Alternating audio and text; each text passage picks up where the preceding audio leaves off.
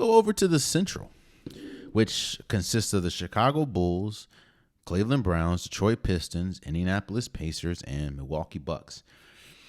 Let's start with, to me, the team that's probably going to be the worst, and that's because of youth. This division is you have such crazy storylines for every team.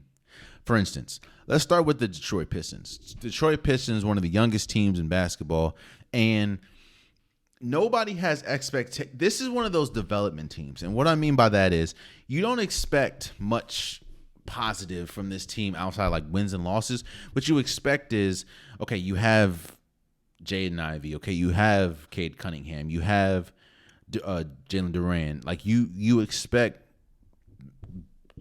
them to develop. James Wiseman, who's going to be their backup. Marvin Bagley, who's going to be their backup.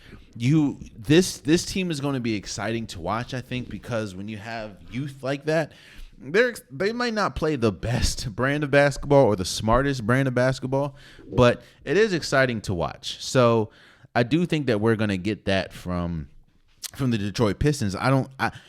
I'm interested to see how they integrate somebody as integral and as ball dominant as Cade Cunningham. They have a lot of guards and they have a lot of youth and they have a lot of players that are good enough to demand the ball. And now, yes, Cade Cunningham probably is the best, but I want to see how that dynamic works out. How does him and Jaden Ivey play for a whole season together? And how are the touches going to be divvied? So I'm interested to see what the Detroit Pistons are going to look like. I just don't think they're going to be good. I mean, usually young teams also are not good defensively. I don't think the Detroit Pistons are going to be good defensively at all. But I do think they're going to be interesting to watch. So you have that. Now you have the Indiana Pacers. And you have arguably one of the best young talent in basketball in Tyrese Halliburton. You have Miles Turner. You just got Bruce Brown from the Denver Nuggets. This team is going to be good. I just don't. I know the direction they're going in. I know when you give Tyrese Halliburton the contract that they gave him, you're pretty much handing over the team to him. And I don't know what's going to happen with this Buddy Hield situation. I know that he's going to start the season, obviously, with the Pacers, but I don't know if he's going to be on this Pacers team by trade deadline. I don't know the direction of which this Pacers. I know the direction. I just don't know if they're fully committed with that. I need to see what happens with the Buddy Hield situation because it feels like they're really building for the future. But if you're building for the future, I understand he's younger, but why did you pay Miles Turner if you've been trying to get him for a while? And if you're building for the future, why is Buddy Hield still on the team? Like, I get what you're trying to do, but here's the thing, man. If you're the ultimate goal should be a championship, and you should do everything in your power to get there. And it just, I don't know what the Pacers are doing. I think they're going to be okay. I think they're going to be fun to watch at times because Tyrese is pretty good, but I just don't know the direction that they're going in. Another team that I don't know I don't know the direction they're going in. That's the Chicago Bulls. In fact, I do know the direction. They're going down. I understand. It's tough when you think that you're building your whole offense around a player like, Lonzo Ball.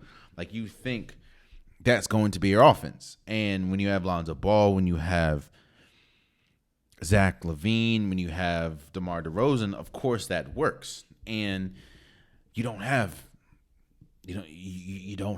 Lonzo Ball with the whole foot injury, and you expect Alex Caruso to play more point guard than he expects, and now you have Patrick Beverly, I think. No, he plays for the Sixers. All I'm saying is this Bulls team is a bunch of one-dimensional players. And it's a bunch of players that do the same exact thing. Like, they don't have a lot of diversity on this team. They don't have a lot of, 3-and-D players. They don't have a lot of shooters at all. They don't have a lot of players that can really put the ball on the ground. They may have one or two, but neither one of those two, DeMar DeRozan or Zach LaVine, play defense. So this team is just stuck. To me, the worst situation in the NBA is the Chicago Bulls situation. Like, what do you do with DeMar DeRozan? What do you do with Zach LaVine? Do you wait for all of them, or do you wait for Zach or Lonzo Ball? But that takes yet another year away from those. That is just a bad situation for the Chicago Bulls.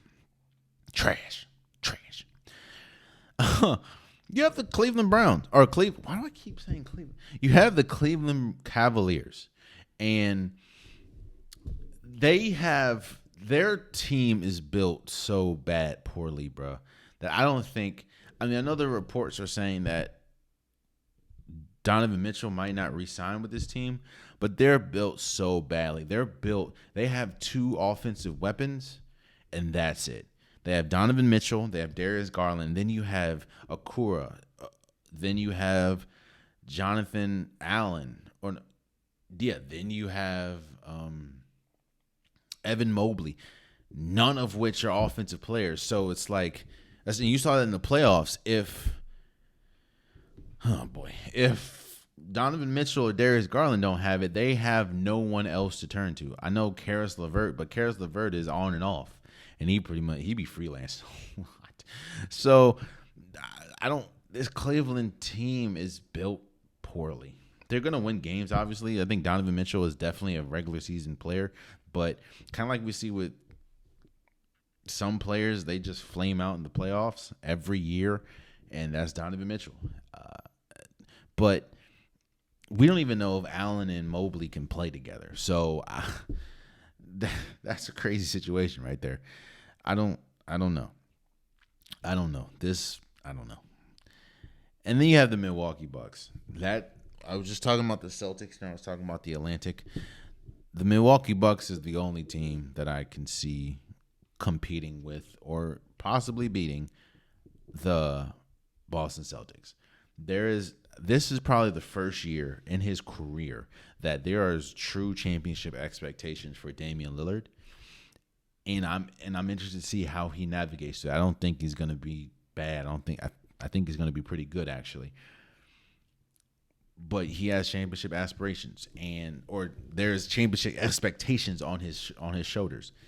He is built, even with Giannis. He is viewed as the quote unquote missing piece for this Milwaukee Bucks team, and rightfully so. Especially when you talk about the offensive struggles, when half-court offensive struggles, to be specific,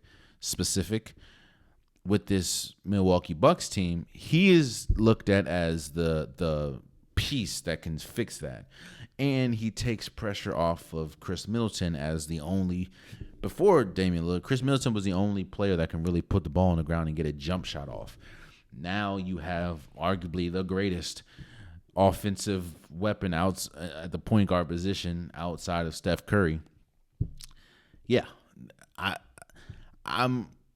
we'll talk about it in a second, but spoiler alert, the 2 teams I have in the Eastern Conference Finals is the Boston Celtics and the Milwaukee Bucks. Oh, man, you stayed to the end of the video. I appreciate you.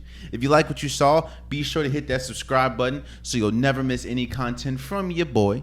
You can also go back and watch past episodes, past clips, and don't forget that the Unpopular Podcast, new episodes drop every Wednesday and Saturday. Appreciate you.